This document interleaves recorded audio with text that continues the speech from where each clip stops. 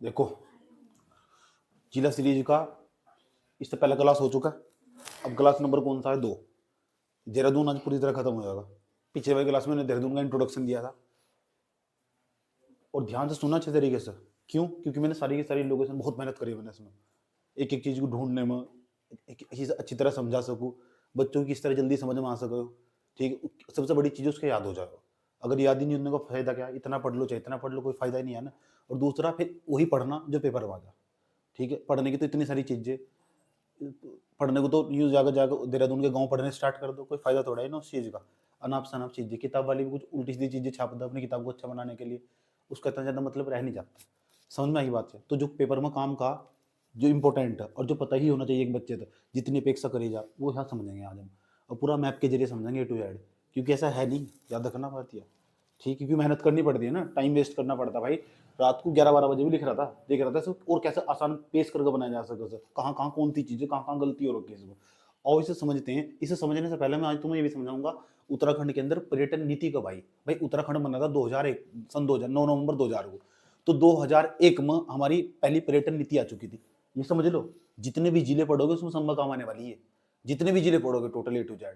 बात समझ में आई है? ठीक, तुम पढ़ो या ना पढ़ो, या दुनिया चलती रहेगी, कुछ करो या ना करो, किसी को कोई फर्क नहीं पड़ता। इसलिए जरूरी अपना कंसिस्टेंसी के साथ बैठ कर पढ़ना, डेली कंटिन्यू पढ़ना। समझ में आई बात या? ठीक, तो जितने भी तुम जिले पढ़ोगे ना, अब जितने भी जिले पढ़ोगे, जितने भी जिले पढ़ोगे, सब में ये वाली नीति काम आ गई। और इंडियन नीति 7 सालों की एक नीति बनाई गई। पहली नीति आई थी सन 2001 के अंतर्गत। नीति का मतलब क्या हो? पॉलिसी हो। पॉलिसी क्यों बनाई जा? इसलिए बनाई जा ताकि यहाँ इस क्षेत्र के अंदर पर्यटन को बढ़ावा दिया जा सके, टूरिज्म को प्रमोट करा जा सके।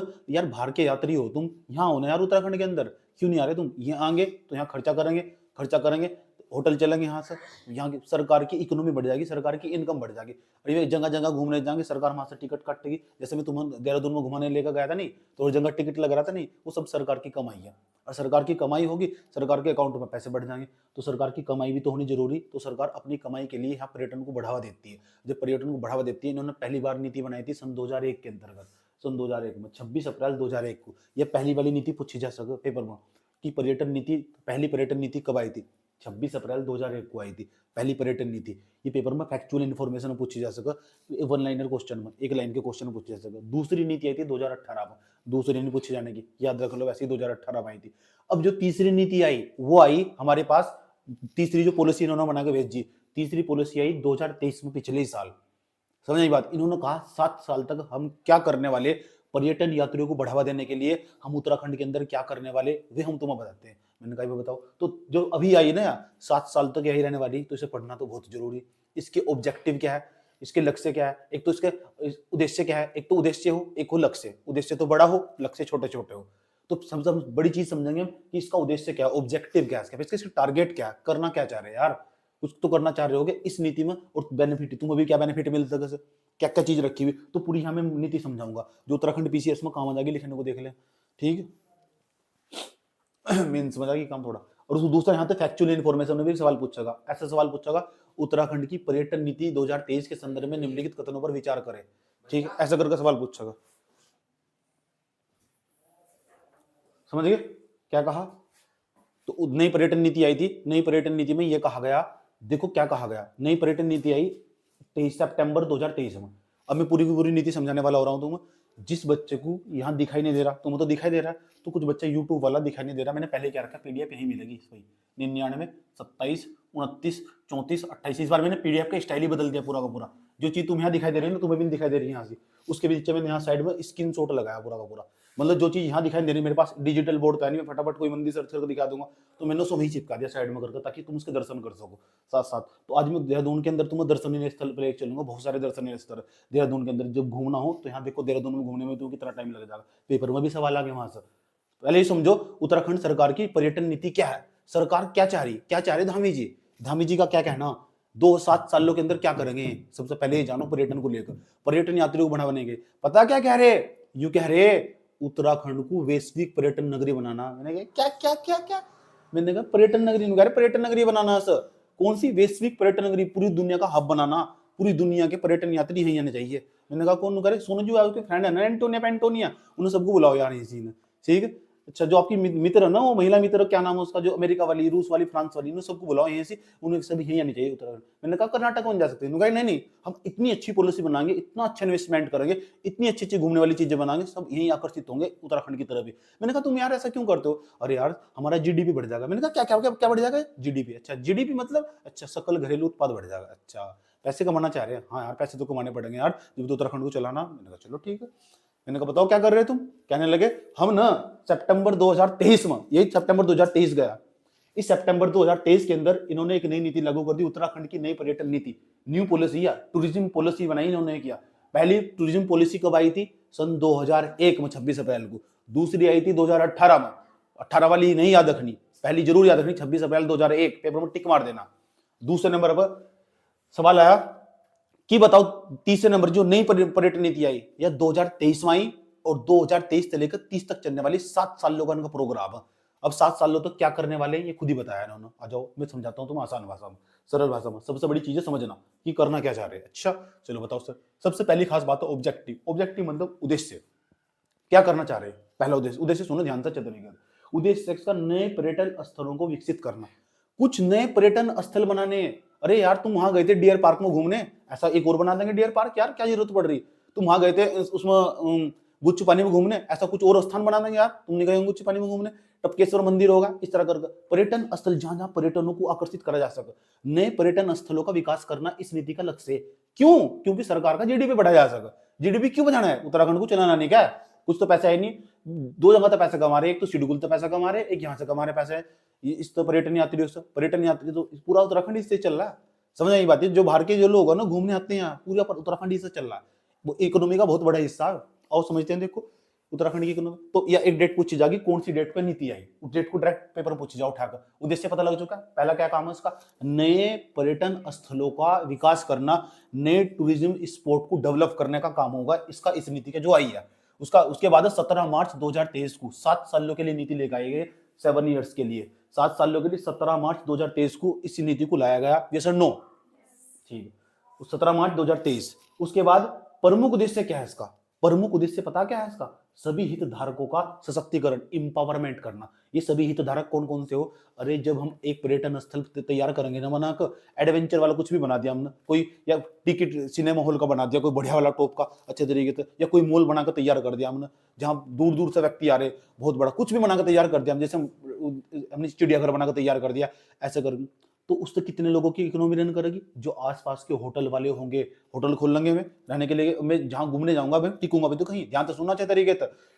उसके बाद क्या होगा? आसपास के जो झुग्गी झोपड़ी वाले होंगे, वे ठेले लगा कर खड़े रहते हैं, उनका भी इकोनॉमी रन करेगी यार। क्यों नहीं काम? पैसा नहीं कमाएंगे वहां से। आसपास जो खोखे लगा लगा के पानी की बोतल बेचे, उनका भी इकोनॉमी रन करेगी, पानी नहीं जरूरत पड़ेगी। पूरे का सबका इंपावरमेंट करना, सबको सशक्त करना, मजबूत करना। लिखा हुआ ना, सभी हितधारकों का सशक्तिकरण, इंपावरमेंट। ठीक, महिलाओं को भी रोजगार देना यहाँ से, इसी चीज को हम समझना पूरा। तो इसका मेन प्रमुख उद्देश्य यही है, इसका सभी हितधारकों का ध्यान रखते हुए इस पॉलिसी का निर्माण करा गया सबको। तो कितने रोजगार पैदा करेगी देखिए यार। सरकार का कहना 20 लाख रोजगार पैदा होंगे इस नीति से अगले आने वाले 7 सालों में। और उसमें ये कहा 20 लाख रोजगार मतलब 30% हिस्सेदारी महिलाओं की होगी। समझ बात? 30% महिलाओं को भी रोजगार मिलेगा। देखो कैसे रोजगार मिलेगा भाई, बातें तो बड़ी बड़ी करना है। ठीक, और समझ, ये पेपर में सवाल पूछा जाएगा 17 मार्च 2023 वाला। चलो अब इसका टारगेट क्या है, लक्ष्य? इन तो पूछा गया करोगे क्या भाई तुम? देखो मैंने पूछा भाई बता करोगे क्या? कहने लगे सर हम ना ये करना चाह रहे हैं, जो पर्यटन क्षेत्र के योगदान को, अंशदान को $10 बिलियन करना।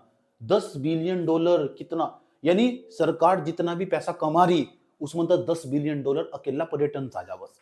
तो बहुत बड़ी बात है $10 बिलियन। $1 बिलियन में कितने रुपए हो पता? $1 बिलियन में कितने डॉलर हो?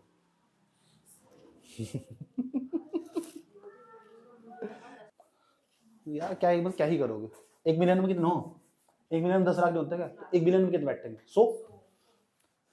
इतना इतना योगदान। पेपर में क्या सवाल पूछेगा? नई पर्यटन नीति के तहत निम्नलिखित में से उसका लक्ष्य क्या है? 3 ऑप्शन देकर चला जाएगा तुम्हें। पहले नंबर पर देखेगा नई पर्यटन नीति का लक्ष्य राज्य की अर्थव्यवस्था में पर्यटन का योगदान 10 बिलियन अमेरिकी डॉलर करना है। आपका आंसर होगा सही, हाँ हाँ। लेकिन उन्हें पता क्या है, ये तो पर्यटन का योगदान, पर्यटन तो $10 बिलियन कमा ले, ये इनका लक्ष्य है अगले साल, आने वाले 7 सालों में। ये इनका लक्ष्य छोटा टारगेट है। उद्देश्य कुछ और हो, उद्देश्य बड़ा हो, लक्ष्य छोटा हो, यू करेंगे। अच्छा, मैंने कहा और क्या करोगे? कह रहे हम ये भी चाह रहे, लेक्चर दे देगा, कह रहे हम ये भी चाह रहे। मैंने कहा चाह क्या रहे? कह रहे जो जीएसडीपी हो। मैंने कहा यह क्या मेरी जीडीपी तो हो भी। कह रहे जीएसडीपी हो। मैंने कह रहे हो क्या है? कह रहे ग्रोस स्टेट डोमेस्टिक प्रोडक्ट, राज्य सकल घरेलू उत्पाद। मैंने कहा आसान भाषा में बता। कह रहा राज्य जितना भी पैसा कमाओ, समझ नहीं बात है। अच्छा, कह रहा राज्य जितना भी पैसा कमाओ ना, उस सारे पैसे में जितना राज्य ने मिलकर कमाए 100 रुपए, तो हम चाह रहे 15% हम इससे कमाओ। यानी 15, अगर राज्य ने टोटल मिला राज्य की इनकम 100 रुपए, 100 रुपए उन्होंने कुछ तो इंटरटेनमेंट टिकट तक कमा लिया, कुछ टोल टैक्स तो चलने का नहीं यहाँ से, तो कुछ सरकार ने उसका कमा लिया, लीकर तक, कुछ पेट्रोल तक कमा लिया, कुछ डीजल तक कमा लिया, सरकार ने बहुत जगह तक पैसा कमाओ। जो लोग रजिस्ट्री करवा रहे उससे कमा लिया, कुछ इलेक्ट्रिसिटी से कमा लिया, बिजली से कमा लिया, सारे मिलाकर सरकार की टोकरी में 100 रुपए आ गए। कह रहे 15 रुपए पर्यटन क्षेत्र जाने चाहिए, ये हमारा लक्ष्य है नीति का। मैंने कहा यार बहुत बड़ी बात है। तो कह रहे हाँ बस देख लो ये लक्ष्य हमारा। पेपर में क्या सवाल पूछेगा? ये पूछेगा नई पर्यटन नीति के संदर्भ में निम्नलिखित कथनों पर विचार करें, एक स्टेटमेंट देकर चला जाएगा तुमसे, और ये पूछेगा बताओ कि राज्य की जीएसडीपी में, राज्य के सकल घरेलू उत्पाद में पर्यटन क्षेत्र का योगदान, राज्य के सकल घरेलू उत्पाद में पर्यटन क्षेत्र का योगदान 15% करना है। हाँ ये तो उसका लक्ष्य है, 15% ही करना। समझ में आई बात है? 15 घटा के जो 10 दे देगा तो तुम 10 में भी चल जाओगे। वो $10 बिलियन था, ये केवल इतना आना चाहिए, $10 बिलियन। तो पैसा बताया उसने। अब बता राज्य की जीडीपी में कितना योगदान होना चाहिए पर्यटन क्षेत्र का? कितना? 15%। बात समझे? और पूछेगा और बताओ क्या है? कह रहे हम 2027 तक क्यों चाह रहे हैं? मैंने कहा क्या चाह रहे हैं? कह रहे हम 2027 तक लक्ष्य हमारा 30,000 करोड़ रुपए का इन्वेस्टमेंट करेंगे। सरकार 30,000 करोड़ रुपए इन्वेस्टमेंट पर डाल लगी। इसका मतलब जानते हो क्या? सरकार अपनी तरफ से 30,000 करोड़ रुपए देगी 2027 तक, और 2030 तक 40,000 करोड़ रुपए इन्वेस्ट कर देगी। और इन्वेस्ट करके पता क्या करेगी? इन्वेस्ट करके ये करेगी, इस पूरे क्षेत्र में नए नए पर्यटन स्थल बनाएगी सरकार, जो पुराने टूटे फूटे उन्हें डेवलप करेगी। समझ में आई बात है? ताकि बाहर के लोग आ सके। ठीक है, पूरे उत्तराखंड की बात चल रही है यहाँ से। अभी जितने भी जिले पढ़ाऊंगा तुमको बताना चाहिए करना क्या चाह रही सरकार। समझ आएगी? कुछ भी नया करंट अफेयर पढ़ोगे इसमें आगे जुड़ जाएगा। कुछ भी सरकार कुछ भी कर रही है ना, कुछ भी। कल को सरकार ने जो एक नया पार्क बनाने की घोषणा कर दी तो समझ जाओ अच्छा सरकार की यह नीति ना यार काम कर रही, 2027 तक इन्हें करना, इसलिए छोटे छोटे काम कर रहे हैं। समझ गए? 2027 तक 30,000 करोड़ रुपए खर्च करना, 2030 तक 40,000 करोड़ रुपए खर्च करना। तो बहुत बड़ा अमाउंट है जो खर्च करने वाले। तुम बैंक से जाकर लोन भी ले सको और इस तरह कोई पार्क भी खोल सको। याद रखना बात है, बहुत पैसा कमाओगे। और क्या लक्ष्य? 2030 तक 20 लाख लोगों को रोजगार देना, 30% महिलाओं की भागीदारी होगी इसमें। 20 लाख लोगों को रोजगार प्रोवाइड कर देंगे। अब देखो 20 लाख लोगों को कैसे रोजगार देंगे। ठीक, झूठे तो है ही है, सही बात है, झूठे तो है ही है। राज्य में आने वाले विदेशी पर्यटकों की संख्या में 5% की वृद्धि। विदेशी पहले अगर मान लो जहां 100 पर्यटन यात्री आए राज्य में, उसमें तो 2 आ रहे थे, अब 2 नहीं आने के। सुनो जी यार टेंशन न लो, हम ऐसी पर्यटन नीति तैयार कर देंगे 2030 तक यहाँ 5 विदेशी यात्री आएंगे। देखिए ना तुम रास्ते में घूमने चले गए, वो देखो देखो अंग्रेज जा रहे, अंग्रेज जा रहे, अंग्रेज जा रहे, अंग्रेज जा रहे। एक ही दिखाई दिया उसे, एक जोड़ा दिखाई दे रहा है, अंग्रेजी फोटो 5 मिलेंगे, ऐसे घबराओ, टेंशन नहीं लो। 2030 तक बहुत सारे अंग्रेज मिलेंगे, घबराने की जरूरत नहीं है। 5% विदेशी पर्यटकों की संख्या को बढ़ावा देना। ये सुन लो, कुछ ऐसे टूरिज्म स्पॉट जो आज तक विकसित नहीं हुए। चलो आसान भाषा में बताऊं, अरे मेरे गांव का काला कुआं, इसमें क्या दिक्कत थी? दानों ने बना रखा है, मेरे बाबा बता करते थे। तो इसे यार सरकार का ध्यान ही नहीं गया इसकी तरफ। इसे डेवलप कर देते। बाहर के लोग आज भी देखना, वो जब मेरे बुआ के जब बच्चे जाते थे ना, यहाँ काले कुएं में घुस जाते थे, देखते थे ओ काला कुआं, देखने चले काला कुआं। तो ये भी तो पर्यटन यात्री एक प्रकार था। सरकार को इस पर ध्यान देना चाहिए था। पूरा सजा वजा के पूरा का पूरा बाहर के लोग आते, देखो दानों ने एक रात में बना कर तैयार कर दिया था। तो क्यों सरकार यहाँ 10-10 रुपए का टिकट काटते? सरकार तमीज नहीं है। इन्हें बोला अनछुए, अनछुए पर्यटन स्थल। सरकार ने कहा हाँ सोनू जी टेंशन नहीं लो, हम आपकी बात पर ध्यान देंगे, 50% हम यही निवेश करेंगे। समझ गए? अच्छा, साहसिक पर्यटन स्थल कौन कौन से? अभी जहां तुम घूमने गए थे ना, जहां तुम घूमने गए थे, जितनी भी चीजें तुम देख पाए, वो साहसिक पर्यटन स्थल है। साहसिक पर्यटन स्थलों पर क्या खर्च करना? एडवेंचर हुआ, कोई पार्क हुआ या चिड़ियाघर हुआ, कोई समझ आई बात है। इन साहसिक पर्यटन स्थल बोल लो, उन पर पूरा का पूरा 100% खुद ही सरकार निवेश करे। 50% निवेश करने का क्या मतलब? ऐसे अनछुए पर्यटन स्थल सिलेक्ट कर लो। सोनू जी आपके गाँव वहाँ कुछ है? मैंने कहा हाँ होता। मैंने कहा मेरे गाँव में काला कुआं यार, इसे विकसित कर दो यार। तो कह रहे सोनू जी काम करो, 2 लाख रुपए खर्च करेंगे इस पर, 2 लाख रुपए में बढ़िया हो जाएगा। मैंने कहा मैं क्या करूँ फिर? कह रहा 1 लाख रुपए हम देंगे तुम्हें, जाओ लगाओ तुम 2 लाख रुपए। मैंने कहा वापस नहीं लेंगे? कह ना ना ना टेंशन लेने की जरूरत नहीं है, आप ले जाओ 1 लाख रुपए मेरी तरफ से ले जाओ, 1 लाख खुद लगाओ, फिर जो टैक्स आगा उसमें तो कुछ हिस्सा में बांट कर रखेंगे। मैंने कहा यह तो बढ़िया बात है, ये हो उसका मतलब। समझ गए? उदाहरण दे दिया तुम लोकल। ये सर नो साहसिक पर्यटन स्थल 100%। स्टाम्प शुल्क पर भी 100% छूट। कोई जमीन खरीदनी हो किसी पर्यटन स्थल को बनाने के लिए तो वहां भी तुम स्टाम्प शुल्क भी देना 100% छूट। सर रजिस्ट्री करवाने में 25-30 हजार रुपए लगा। मान लो तुम 10 लाख रुपए प्लॉट खरीदा, 25-30 हजार तो तुम्हारे रजिस्ट्री में भाग जाएंगे, 25-30 हजार तो तुम्हारे रजिस्ट्री में भाग जाएंगे। वो 25-30 हजार रुपए सरकार के खाते में जा। सरकार क्या कहेगा, सुनो जाओ सोनू जी, अब जो स्टाम्प शुल्क है देने की तुम्हें जरूरत नहीं है। जमीन खरीदोगे ना तुम पर्यटन स्थल बनाने के लिए, तुम सरकार 100% छूट दे रही। और इतना क्यों दे रही? क्योंकि पर्यटन को बढ़ावा देना। पर्यटन को बढ़ावा देना नीति ने बनाए रखी क्या? लक्ष्य क्या है? 15% जीडीपी में योगदान। लक्ष्य क्या है? $10 बिलियन पर्यटन यात्रा से कमाना। तो करना नहीं पड़ेगा, करो। पेपर में क्या सवाल पूछेगा? कोई सा भी स्टेटमेंट बना सवाल पूछ लेगा। तो देखना तुम्हें कौन सा स्टेटमेंट सही लग रहा है, कौन सा गलत लग रहा है। समझ गए? अब जब नई पर्यटन नीति बनाई थी, इन्होंने पता क्या करा, उत्तराखंड के पूरे शहरों को 3 भागों में बांट दिया। उत्तराखंड के 3 भागों में। मुझे पक्का डर है, यहां तो पक्का 100% सवाल बनागा वो, पक्का डर मुझे 100%। और देख लीजिए चाहे तुम कैसा सवाल बनागा। नई पर्यटन नीति के संदर्भ में निम्नलिखित में से कौन सा श्रेणी ए में आता है, कौन सा शहर, कौन सा श्रेणी बी में आता है। तो तुम ए वाले और बी वाले रट लो, क्योंकि 3 वाले ज्यादा ना तो एक जो तुम्हें ए में पता होगा और बी में पता होगा, तो तीसरे वाले जो नहीं होगा वो उसमें ही होगा, तीसरे में। तो ए और बी के रटवा लो तुम। श्रेणी पूरी जितने भी शहर है श्रेणी ए और बी में सी में बांट दिया। श्रेणी ए में जो बांटा वो शहर पहले से डेवलप हो, जिसे जो श्रेणी ए में बांटा ना वो शहर पहले से डेवलप हो, अच्छी जगह हो, ठीक है। उन्होंने कहा यहाँ हम इतना पैसा खर्च करेंगे, लेकिन यहाँ सब्सिडी भी देंगे हम। सब्सिडी क्या हो, सब सरकार पैसे दे देगी और उसको फिर वापस नहीं लेने की बिल्कुल भी। सब्सिडी तो बहुत अच्छी बात है शहरों को विकसित करने के लिए। उत्तराखंड के शहरों को विकसित करने के लिए नई पर्यटन नीति के तहत 3 श्रेणी बांटा गया, श्रेणी ए, श्रेणी बी, श्रेणी सी। श्रेणी ए में वे शहर डाले गए जो पहले से विकसित है, जैसे देहरादून जैसा शहर होगा, अच्छे बढ़िया जो शहर होगा, जो सिटी वाला एरिया, तो जो पहले से डेवलप हो, उसको तो थोड़ा बहुत पैसा खर्च करना। वहां कोई भी अगर कुछ भी जाकर नई चीज खोलने की कोशिश करेगा ना, मान लो कल को मैं वहां जाकर मॉल खोलना स्टार्ट कर दूं और मॉल के अंदर सारी सुविधाएं दे दूं, तो मुझे 35% की सब्सिडी मिलेगी वहां से। 25% की सब्सिडी। कितनी?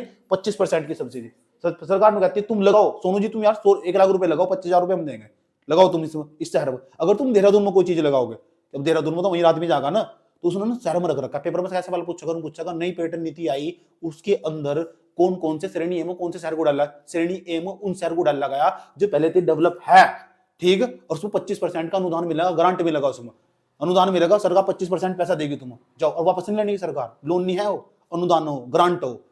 समझ बात है। उसके बाद क्या कहा उसने, उन्होंने कहा श्रेणी बी में उन शहरों को डाल ले, श्रेणी बी में। तो इसमें देख लो, एक तो हमारे पास हरिद्वार होगा, उधम सिंह नगर होगा, नैनीताल होगा, कि सभी क्षेत्र, अल्मोड़ा तहसील और रानीखेत भी ये श्रेणी ए में होगा। दोबारा नाम बता रहा हूँ, ध्यान से सुन लेना। हरिद्वार होगा, उधम सिंह नगर होगा, नैनीताल होगा, कि सभी क्षेत्र, इनके सभी क्षेत्र। देहरादून नहीं है इसमें, देख लो। उसके बाद अल्मोड़ा तहसील होगी, अल्मोड़ा तहसील, अल्मोड़ा नहीं है, अल्मोड़ा तहसील याद रहेगा। उसके बाद रानीखेत अल्मोड़ा के अंदर ही पड़ा। इस पूरे क्षेत्र को श्रेणी में डाल रखा है, तो श्रेणी ए वाले रट लो, क्योंकि पेपर में सवाल क्या पूछेगा, नई पर्यटन नीति के संदर्भ में निम्नलिखित में से कौन सा श्रेणी ए में नहीं आता है। बच्चा लंका लगा देगा बच्चे, तो श्रेणी ए वाले सारे रट लो। समझ गए? पूछेगा, उसकी नजर जाके तो पता पूछेगा, देखा पढ़ेगा उन्हें यार, बच्चे तो अपेक्षा करे जा, क्यों नहीं पता होनी चाहिए पर्यटन नीति के बारे में। ये तो बहुत बड़ा सरकार की जीडीपी में देखो कितना 15% का योगदान चाह रहे हैं, तो इतने जब 15% कर खुद ही ऑटोमेटिक इंपॉर्टेंट हो जाएगा। अब यहाँ कुछ भी पढ़ोगे तुम्हें समझ में आएगा ये क्यों डेवलप कर रखे हैं यहाँ से इतने सारे दर्शनीय स्थल पढ़ने वाले तुम। मैंने बहुत खूब मेहनत कर रखी है मैप में। श्रेणी बी में जाओ, देहरादून का कालसी होगा, सही बात है, ये भी श्रेणी बी में डाला गया ठाकर। चक्राता हुआ, त्यूनी हुआ, चक्राता त्यूनी से तहसील है, चक्राता सीट भी है एक प्रकार की विधायकों की। लेस डाउन होगा, उसके बाद ये कोट द्वार होगा। लेस डाउन कहाँ पड़ेगा? पौड़ी में चला जा लेस डाउन। उसके बाद ये कोट द्वार होगा, यमकेश्वर होगा। पूरे उत्तराखंड के जो भी तुम्हें दिखाई दे, कुछ श्रेणी बी में डाल रखे, कुछ श्रेणी ए में डाल रखे, कुछ श्रेणी सी में डाल रखे। सही बात है। तो तुम श्रेणी ए और बी के याद कर लोगे, जो इसमें नहीं है वो सी में जाएगा। फिर कितनी श्रेणी मैटर का, किस मैटर का? शहरों को। कौन सी नीति में? नई पर्यटन नीति में। जब श्रेणी ए में जो शहर है उसको कितने % का अनुदान मिलेगा? 25%। अनुदान मतलब ग्रांट, मतलब 100 रुपए लगाएंगे, 25 रुपए कौन देगी? सरकार। वापस लेगी? नहीं लेने की। लोन की प्रकृति का नहीं है, जो लोन की प्रकृति नहीं है सरकार वापस नहीं लेने की, याद रही बात है। उसके बाद ग्रांट, इसमें जो श्रेणी बी में ना वे थोड़े यार कम डेवलप तो ज्यादा पैसा देंगे। सोनू जी यार तुम लगाओ, टेंशन मत लो, तुम ऐसे एरिया में रहते हो तो हम देंगे 35 रुपए देंगे, तुम घबराओ, तुम 100 रुपए लगाओ, तुम हम 35 रुपए देंगे, वापस नहीं लेंगे तुमसे।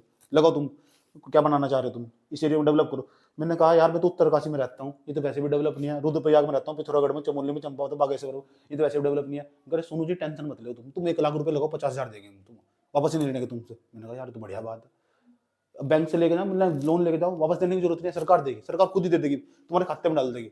अकाउंट नंबर लगाकर हम ये क्षेत्र बना रहे हैं यहाँ से, और यहाँ बहुत सारे पर्यटन यात्रियों को बढ़ावा मिलेगा, अच्छा से करके बात है इस क्षेत्र के अंदर, इस वन क्षेत्र के अंदर उत्तरकाशी हुआ, रुद्रप्रयाग हुआ, पिथौरागढ़ हुआ, चमोली हुआ, चंपावत हुआ, बागेश्वर हुआ, गरुड़ क्षेत्र हुआ, इन पूरे क्षेत्र के अंदर 50% की सब्सिडी सरकार दे रही है, 50% की।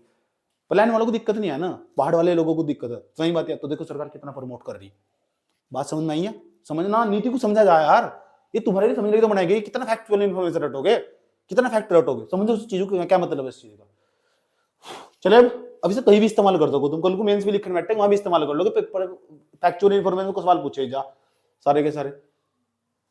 कौन पढ़ागा, फिर मैं नहीं पढ़ाने का यार, मेरे पास इतना टाइम कहाँ, फिर तुम्हें दे दूंगा तुम पढ़ने को, चलो भाई पढ़ो पढ़ो पेपर देने जाओ, सीधा पढ़ो पेपर देने जाओ। अब आ जाओ मैप के अंदर। मैप के अंदर क्या करता वो दिखाया मैंने मेहनत कर ली इस बार, थोड़ी मैप में मेहनत क्यों कर लिया आओ समझते हैं। ये हरिद्वार का हिस्सा, ये पूरा हिस्सा दिखाई दे रहा है, पूरा हरिद्वार का हिस्सा। आओ एक एक करके समझते हैं, कहाँ कहाँ कौन सी चीजें, कहाँ कहाँ कौन सा रोड है, कौन कौन सी चीजें। पेपर में सवाल क्या बना, बच्चे को पूरे साल भर कंफ्यूजन है, उसे पता ही नहीं कौन सी चीज कहाँ सी। अरे देहरादून पढ़ना चलेगा, उसको कौन सी चीज पता ही नहीं, तो मैंने सारा रास्ता तुम्हारा आसान कर दिया। मैं कोशिश करूंगा पीडीएफ के अंदर सारी चीजों को दिखा दूं इनके अंदर कहाँ कहाँ से, क्योंकि मेरे पास डिजिटल बोर्ड तो है नहीं। मैं फटाफट डिजिटल बोर्ड होता ना पूरा का पूरा ऐसा करके वहीं कहाँ ही दिखा देता हूँ सारा। मैं तो चाहता हूँ पूरा विजुअल दिखाई दे बच्चों को, आसान जितना हो सके उसके लिए। एक टीचर की कलाकारी यही हो, टीचर एक प्रकार कलाकार हो, सामने जो बैठा हुआ ना बच्चा उस पर इंप्रेशन पड़े तो यार कैसे दिखाई देगा। तुम्हारा चेहरा ही मुझे सब कुछ बता दो, तुम्हारा याद हुआ नहीं हुआ। ऑनलाइन वालों को मैं देख नहीं सकता ना पीछे क्या है, सही बात है। ये दिक्कत ऑनलाइन का डिसएडवांटेज हो, समझ गए। अब आओ ध्यान से अच्छे तरीके, इसलिए मेरी क्लास में बैठ के लगता नहीं बच्चों को ये ऑनलाइन पढ़ रहा है ऑफलाइन पढ़ रहा है, क्यों नहीं लगता, पता क्या कारण क्या है। या ऑफलाइन की जो क्लास चल रही है, मैं ऑनलाइन पढ़ाता तो मैं घंटा समझना आता, कुछ भी नहीं समझ में आता तो। अब चले, अब ध्यान से सुनना अच्छे तरीके से। ये पूरा का पूरा देहरादून की सीमा है, देहरादून जिला पूरा का पूरा। पिछले वाले क्लास में मैंने समझा दिया पूरा, ध्यान से सुनना अच्छे तरीके से। ऊपर से देखो यहाँ रूपिन सुपिन से जो मिलकर बनने वाली है टोंस नदी, यार ये टोंस नदी क्या कर रही है, देखो यहाँ से निकल गई टोंस नदी। यहाँ रूपीना, यहाँ तो रूपीना, इधर तो सुपीना आ गई, रूपिन सुपिन दोनों मिलकर बना दी हमारी टोंस नदी। टोंस नदी जैसे देखो ब्लू कलर की दिखाई दे रही है ना, ब्लू कलर की दिखाई दे रही है, ये टोंस नदी है, ये निकल के चली आई टोंस नदी। टोंस नदी पर तुरंत एक बांध दिखाएगा, टोंस नदी पहले बाहर निकल जाएगी, थोड़ी सी हिमाचल प्रदेश में जाएगी, इधर हिमाचल प्रदेश का हिस्सा। टोंस नदी जैसे बाहर निकलेगी फिर थोड़ा अंदर को जाएगी, फिर देहरादून के धीरे धीरे देहरादून के हिमाचल प्रदेश की सीमा के साथ साथ बहती चली जाएगी। दिखाई दे रही होगी तुम्हें, दिखाई दे रही है पूरी कालसी में जाकर फिर यमुना से मिलेगी। पहले में टोंस नदी, जितना मैंने पढ़ाया अभी होच पोच की स्थिति उत्पन्न हो रखी, मैंने पहले कह दिया जिसके पास पीडीएफ नहीं है वो नंबर लिखा हुआ है, आंख खोल कर देख रही हो भाई, सही बात है। तो आप पीडीएफ सामने रखकर फिर आराम से साफ दिखा देगा मैं क्या समझा रहा हूँ। ये मैंने कहा यहाँ ये टोंस नदी रूपिन और सुपिन दोनों को मिलाकर बनेगी। जब रूपिन और सुपिन आपस में मिल जाएगी तो टोंस नदी बन जाएगी। ये टोंस नदी आई, रूपिन सुपिन कहां से निकला पता ना तुम, सुपिन कहां से निकला बताओ, स्वर्गारोहिणी ग्लेशियर। और स्वर्गारोहिणी ग्लेशियर कहां पड़ा, उत्तरकाशी में, पिछली क्लास में समझाया था। उसके बाद ये रूपिन कहां से निकला, डोगरा कवारा क्षेत्र से, वो कहां पड़ेगा, हिमाचल प्रदेश। दोनों को मिला क्या बनेगी, टोंस नदी। ये टोंस नदी धीरे धीरे जैसे आगे बढ़ेगी धीरे धीरे इस पे बांध दिखाई देगा तुम्हें। जो बांध है ना हमारे पास, ये उत्तराखंड के अंदर ही, देहरादून के अंदर ही बहुत क्षेत्र में बिजली बनाई जा रही परियोजना, किसाऊ बांध परियोजना टोंस नदी पर। कई बार पूछा तुमसे बताओ किसाऊ बांध परियोजना कहां सी, तो आंसर होगा तुम्हारा टोंस नदी पर। जितना मैं पढ़ाऊं धीरे धीरे आराम से चलेगा प्यार के साथ। पहले मैप समझा दूं, फिर उत्तराखंड यहाँ के देहरादून के दर्शनीय स्थल पर लेकर चलूंगा तुम्हें, समझ में आई बात है। तो किसाऊ बांध परियोजना जैसे ही तुम आगे बढ़ोगे धीरे धीरे तो इसी नदी पर तुम, इस टोंस नदी पर तुम्हें दिखाई देगी छिब्रो परियोजना। हाँ, और ये टोंस नदी के अंदर पानी आ रहा है ना, बहुत बड़ी मात्रा में पानी आ रहा है। यमुना नदी इतना पानी नहीं लेकर आती जितना टोंस नदी से पानी डाल देकर उठा कर जाएगा। याद रखना बात यार, क्या कह रहा हूं मैं। तो उसके बाद छिब्रो परियोजना पूछा, अगर किसाऊ परियोजना, किसाऊ छिब्रो, अगर बोलो किसाऊ छिब्रो, ये दोनों परियोजना कौन सी नदी पर, टोंस नदी।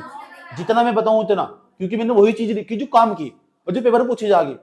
अड़गम सड़गम चीज लिखने का कोई फायदा नहीं है ना। तो चलो यहाँ कालसी नामक स्थान पर देखो, बिल्कुल हिमाचल प्रदेश की सीमा पर नदी बह रही है, साथ साथ हिमाचल प्रदेश की। देखो मैंने ब्लू कलर से डॉट पबनाया, जो ब्लैक कलर की ना वो पूरी ब्लैक कलर की पूरी नदी है, समझ लो। साइड में मैंने ब्लू डाल दिया ना, इसका मतलब नदी जा रही है, ब्लू कलर की जा रही है, कालसी में जाकर मिल जाएगी। ये कालसी नामक स्थान है, बहुत फेमस है। सही बात। इस कालसी नामक स्थान पर उधर से जो यमुनोत्री ग्लेशियर था, यमुनोत्री कांठा के पास तक फूल चट्टी जान की चट्टी से होते हुए वहां जो नदी आ रही है यमुना नदी, देखो यमुना नदी आ रही है, यमुना नदी। और यमुना नदी के बिल्कुल साइड में रोड बना हुआ, और जो रोड बना हुआ ना नेशनल हाईवे 507 बिल्कुल इसी के बराबर में। क्योंकि रोड बनेगा, रोड उस हमेशा नदी के बराबर बनाया जा।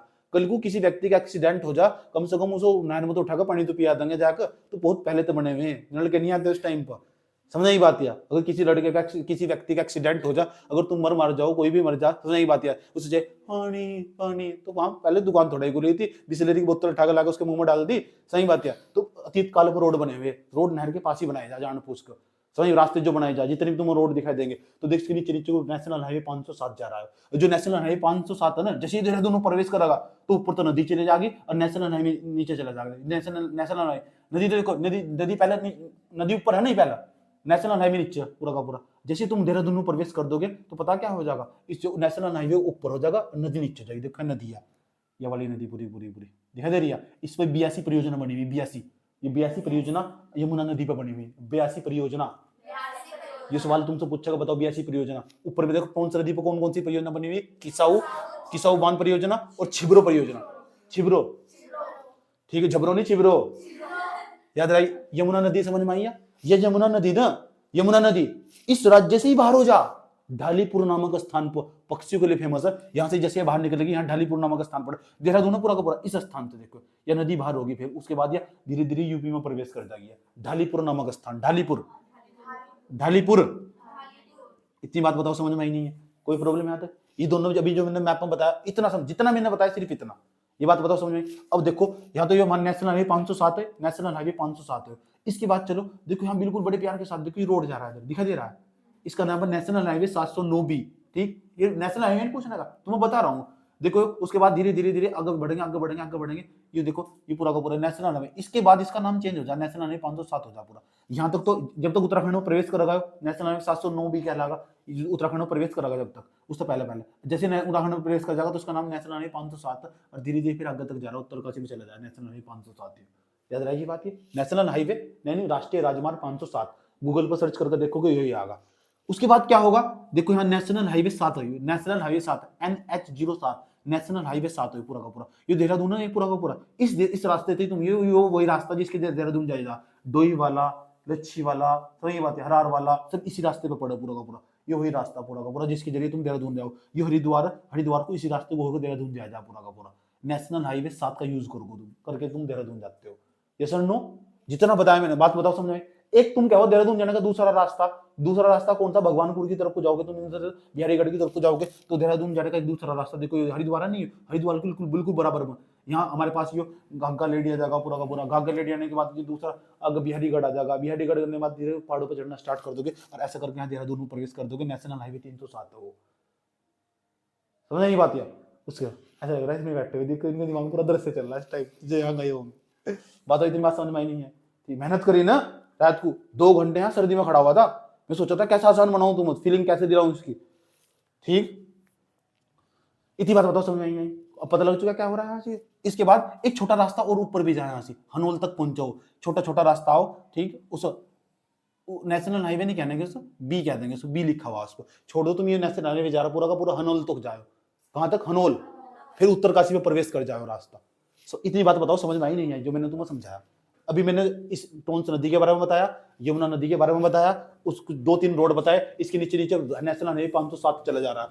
देखो यमुना नदी ना, यमुना नदी लाखा मंडल के पास, ये लाखा मंडल है, यहाँ से लाखा मंडल के पास एक रिखनाड़ नदी आ गई, रिखनाड़ और यमुना नदी जहां मिल जाएगी उसी स्थान का नाम लाखा मंडल है। लाख मूर्तियों का घर है यहाँ, बहुत फेमस हो लाखा मंडल। ध्यान से सुनना ना, रिखनाड़ में पूछूंगा लाखा मंडल कौन सी नदी के तट पर, कई बार पूछा जाएगा। नदियों के संगम पर, एक तो रिखनाड़ होगी, एक यमुना नदी होगी, उसके तट पर लाखा मंडल। 2 बिंदु से बनाए, 2 मैंने स्पॉट से बनाए, उसके ऊपर 3 मंदिर निकाल दिया। भगवान शिव का मंदिर है, बहुत फेमस है, मुख्य रूप से भगवान शिव की देवता की मूर्ति है इस पूरे क्षेत्र में। ये नाम क्या है? लाखा मंडल। और यहाँ जो भगवान शिव की मूर्ति पर अगर तुम पानी डाल दोगे ना, उसके अंदर जैसे तुम पानी डालते रहोगे, उस पानी के अंदर तुम अपना चेहरा दिखाई देगा, बहुत फेमस। यस, मजाक नहीं कर रहा, रियलिटी बात बता रहा हूं तुम, समझ आई बात? या पता लग चुका? लाखा मंडल। धीरे धीरे आगे बढ़ते देखो, यमुना नदी नहीं, यमुना नदी ऐसे ऐसे बहते हुए ऐसा, इधर साइड में कौन सा? टिहरी नहीं है, टिहरी उत्तरकाशी है हमारे पास। देखो साइड में टिहरी उत्तरकाशी, तो टिहरी उत्तरकाशी, यमुना नदी टिहरी उत्तरकाशी की सीमा, टिहरी और उत्तरकाशी की सीमा के साथ साथ बहते हुए, और देहरादून की सीमा में बहते हुए फिर यहाँ ऐसे प्रवेश कर जाती है। और ऐसे जब ऐसे प्रवेश कर जाती है, फिर कालती नामक जगह स्थान पर टोंस नदी से मिलती है। कौन सी नदी से मिलती है? टोंस नदी। तो बताओ कालती में किन 2 नदियों का संगम हो? किन 2 नदियों का संगम? संगम मतलब मिलन, एक तो टोंस का होगा और एक यमुना नदी का होगा। याद रहेगी बात है? अभी जितना बताऊं उस हिसाब से चलना। जिस बच्चे के पास पीडीएफ नहीं है, 99 27 29 34 28 रट्टा मार लो।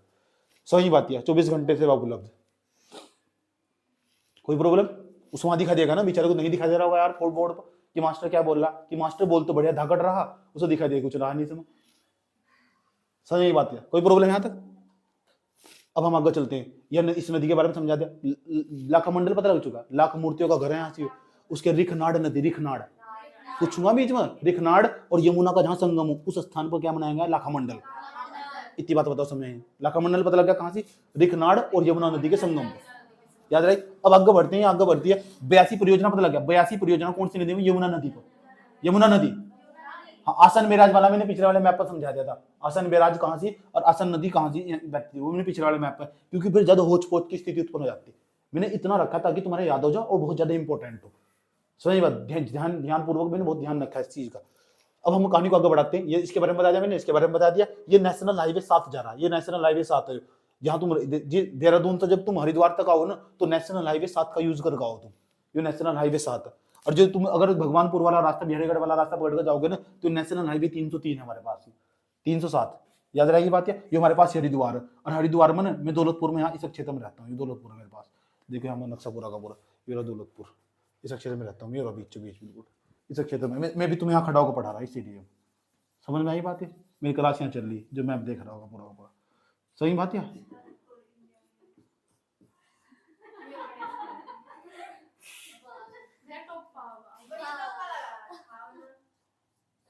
यहाँ खड़ा होकर पढ़ा रहा इस टाइम में तुम, सही बात है। जो यूट्यूब पर वीडियो देख रहा है केस है। ठीक है, चलो। ये चक्राता ना, ये बहुत फेमस है।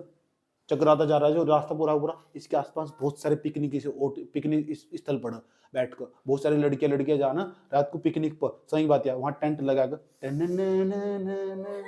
ऐसा करके। बिना तो है ही घर, तो कोई काम तो है नहीं, बड़े करने नहीं, घर तो पैसा मिले जा। इतनी बात बताओ, समझ में नहीं आई? कोई प्रॉब्लम? अब कहानी को आगे बढ़ाते हैं। चलो सर, कहानी को आगे बढ़ाओ। अब एक एक करके ना इसके अंदर ध्यान, इतनी बात बताओ, कोई प्रॉब्लम क्या था? अब मैं कुछ और भी बताना चाहता हूँ तुम्हें। या देखो, यहाँ साइड से नदी आ रही है, या नदी आ रही है, इसका नाम हमारे पास गंगा नदी। गंगा नदी कैसे आ रही है अभी समझ लो। एक तो हमारे पास चमोली होगा, चमोली में सावर निकल कर अलकनंदा नदी, 7 ताल से, क्या नाम 7 ताल है उसका नाम? अलकनंदा, सतोपंथ ग्लेशियर तक निकल कर अलकनंदा नदी आ गई। और इधर तक उत्तरकाशी में से निकल कर आ गई भागीरथी नदी। तो भागीरथी और अलकनंदा धीरे धीरे जब आगे बढ़ेगी ना, भागीरथी अलकनंदा बनी देवप्रयाग में जाकर उसके बाद यह गंगा कहलागी। और यह ना बिल्कुल पौड़ी की सीमा पर बहते हुए, जो गंगा नदी ना बिल्कुल पौड़ी की सीमा पर बहते हुए, पौड़ी और टिहरी की सीमा के साथ साथ बहते हुए, ये देखो आगे बढ़ती रहेगी। पौड़ी की सीमा बहते हुए आगे बढ़ती रहेगी। यह नदी कौन सी नदी है? गंगा नदी। याद रही बात है। अलकनंदा कहाँ से आ रही? देखो कहाँ है मैप में, अलकनंदा नदी आ रही पौड़ी की और टिहरी की सीमा पर बहते हुए, पौड़ी और टिहरी की सीमा बहते हुए फिर यह प्रवेश कर जाएगी देवप्रयाग में। और देवप्रयाग के बाद इसका नाम गंगा कहलावा। दोबारा फिर समझ लो, भागीरथी, या देखो गंगा नदी है, मैंने बनाई गंगा नदी है किसकी? ऊपर तो हमारे पास हो जाएगा टिहरी, नीचे हो जाएगा पौड़ी, पौड़ी और टिहरी की सीमा को बनाते हुए। और यहाँ हमारे पास नीचे पौड़ी होगा, ये देहरादून होगा। पौड़ी और देहरादून की बिल्कुल सीमा के साथ साथ बहते हुए यह नदी हरिद्वार में प्रवेश करती है, इसका नाम गंगा नदी है। देखो गंगा नदी बना रखी है मैंने, दिख दिया पूरी की पूरी। यहाँ से देवप्रयाग में ना ये फिर मैदानी भागों में प्रवेश करना स्टार्ट कर दिया। देवप्रयाग वो स्थान है जहाँ अलकनंदा और भागीरथी का संगम हो। ऐसे लगे जैसे सास बहू गले मिल रही हो। सही बात है, सास बहू को गले मिलने की नहीं, बिल्कुल भी। सास बहू होगा तुम, इसके गले लग रही है। भारत में ये पीस पैदा हो गए। इतनी बात बताओ, समझ में आई नहीं आई? कोई प्रॉब्लम यहाँ तक? ये गंगा नदी पता लग रहा है ना? गंगा नदी बताओ कहां से निकल रही गंगा नदी? गंगा नदी देवप्रयाग के बाद क्या जा रही? देवप्रयाग में कौन कौन सी दो नदियों का संगम हो? एक तो भागीरथी, एक अलकनंदा। देवप्रयाग कहाँ पड़ा? देवप्रयाग पड़ेगा पौड़ी में, पौड़ी में टिहरी में। अच्छा, उसके बाद इसका क्या नाम कहलागा? इसके क्या कहलाएगी? गंगा नदी। गंगा नदी फिर ना किसकी सीमा पे बहेगी? देहरादून की। और नीचे पौड़ी नहीं है, तो पौड़ी और देहरादून की सीमा बह रही। देखो गंगा नदी बह रही नहीं। अच्छा, जब गंगा नदी आगे बढ़ेगी तो आसपास तो कुछ नदियां आगे मिल जाएगी आपस में। आओ 2-3 नदियों के नाम बताता हूँ जो देहरादून में तो निकल के आ रही है, जिनको बहुत तगड़ा दर्द आ। जाओ देख लो, यहाँ तो देखो ऊपर से निकाली बिंदाल नदी, बिंदाल एक। उसके बाद रिस्पना नदी, ये तो निकलेगी देहरादून से ही। लेकिन हाँ, लेकिन जो हमारे पास है ना शिवालिक रेंज बोल लेंगे, सारे शिवालिक रेंज बोल लेंगे, दिमाग नहीं। एक यहाँ ना टिहरी के पास एक नदी निकलेगी, उसका नाम हमारे पास सोंग नदी होगा। और ये सोंग नदी आपस में तीनों जाके मिलकर ना, इसके बाद ना ये इसके अंदर अपना जल गिरा देगी, इसके गंगा नदी के अंदर जाकर। किसके अंदर? गंगा नदी के अंदर। तो सोंग नदी हुई, रिस्पना हुई और बिंदाल नदी हुई, ये भी देहरादून के अंदर बहने वाली नदियां, ठीक। और गंगा की सहायक नदियां हैं। किसकी? इतनी बात बताओ, समझ में आई नहीं आई? कोनो प्रॉब्लम था?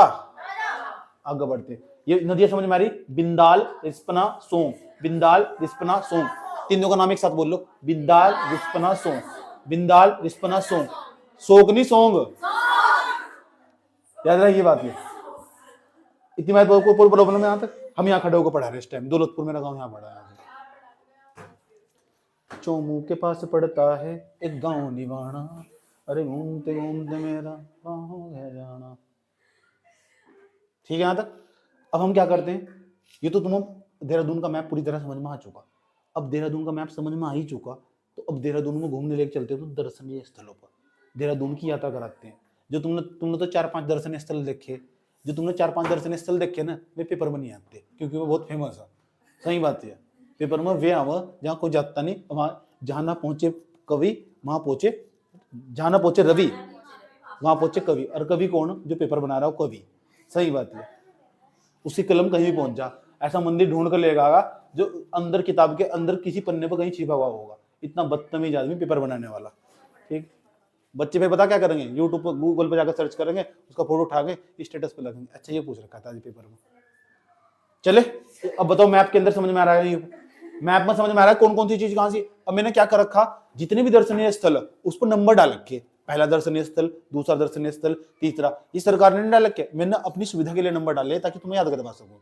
याद रहेगी बात? अब पहला दर्शनीय स्थल पर चलते हैं। पहला दर्शनीय स्थल जो मेरा फेवरेट है, जो मुझे बहुत अच्छा लगा, जो तुम भी नहीं देख के थे, उसका नाम है गुच्चू पानी। गुच्चू पानी के अंदर रोब्स केव भी बोल रहे, रोब्स केव गुफाएं हैं यहाँ सी, कुछ भी नहीं है यहाँ सी, लेकिन है बढ़िया जगह टॉप की।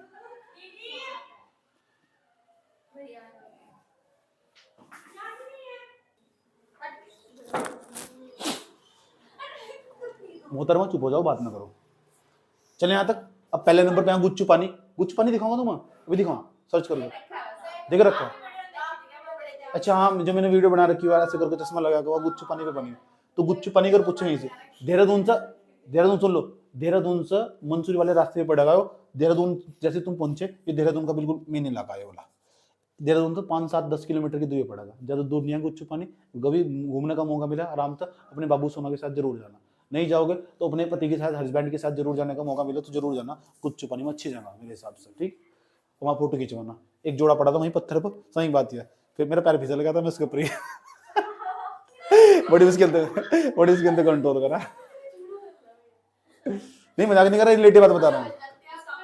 बात तो करो, चुप हो जाओ, पढ़ लो। चले गुच्चू पानी में पहले नंबर का। दूसरे नंबर पे चलो।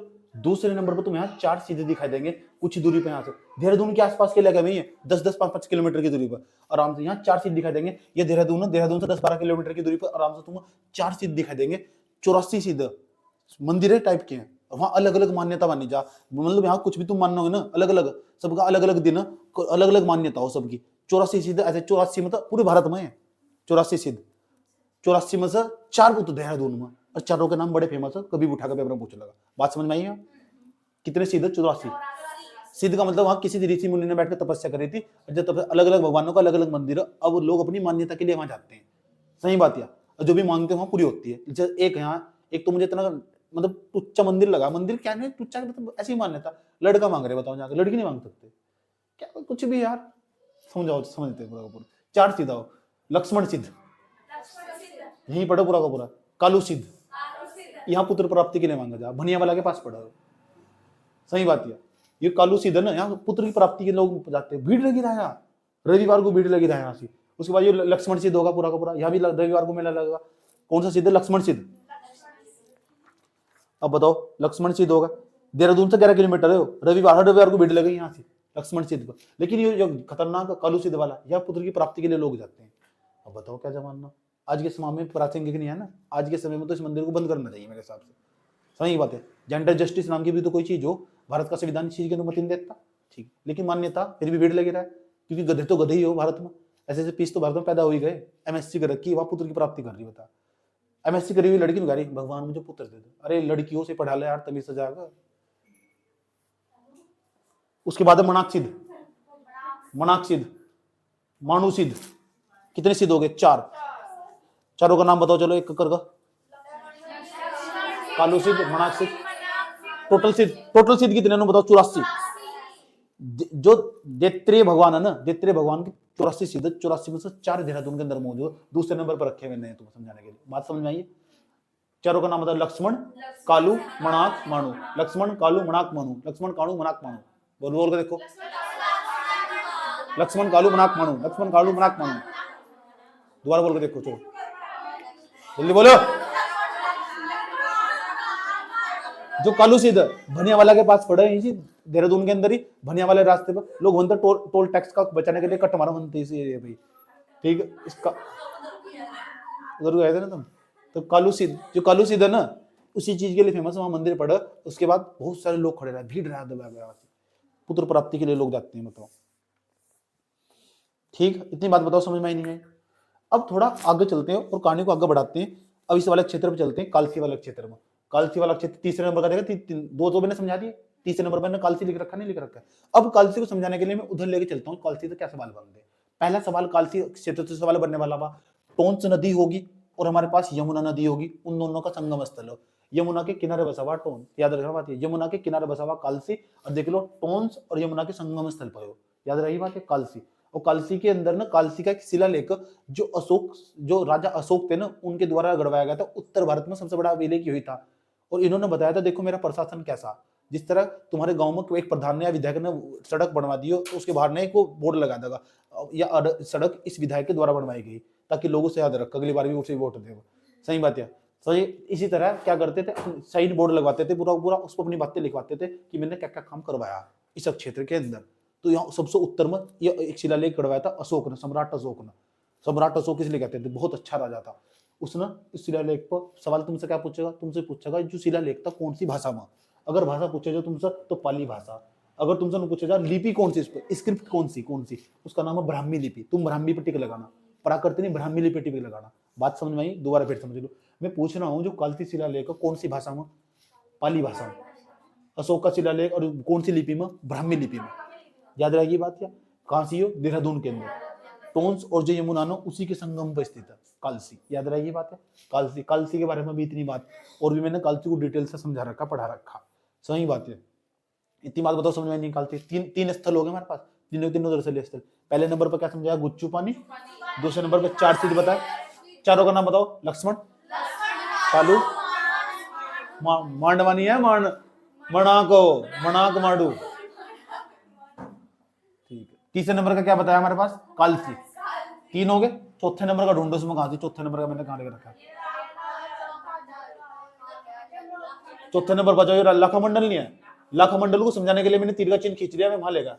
लाखामंडल में पहला सवाल बनेगा, पहली खास बात, यमुना और जो रिखनाड़ नदी उन दोनों के संगम पर स्थित है। यारी रिखनाड़ नदी, यारी यमुना नदी, इसके पास बसा हुआ लाखामंडल। कभी जाने का मौका मिले आराम से जरूर जाना, बहुत अच्छी जगह। दूसरी खास बात क्या है? यहाँ मूर्तियों का भंडार है, लाख मूर्तियों का भंडार है यहाँ। सही बात है, बहुत अच्छी जगह। देखे ना तुमने लाखामंडल? अभी तुम्हें टैब के अंदर दिखाता हूँ। जो यूट्यूब वाले बच्चे ने क्या करेंगे, पीडीएफ में देख लेंगे। पीडीएफ में ना लाखामंडल की तस्वीर यही लगा दूंगा पूरी की पूरी, उससे क्या समस्या नहीं खड़ी होने की, उनके लिए सुविधा हो जाए। सुनो, देख लो लाखामंडल, देख लो यार, क्यों लाखामंडल? हाँ, ये लाख मूर्तियां घर, लाखामंडल।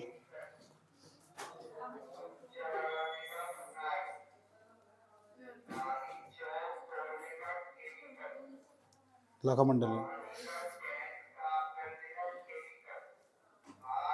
ठीक, इन्हें पीडीएफ में लगा दूंगा वहीं से, मैं सब वही दिखाऊंगा, आगे वाला दिखाऊंगा।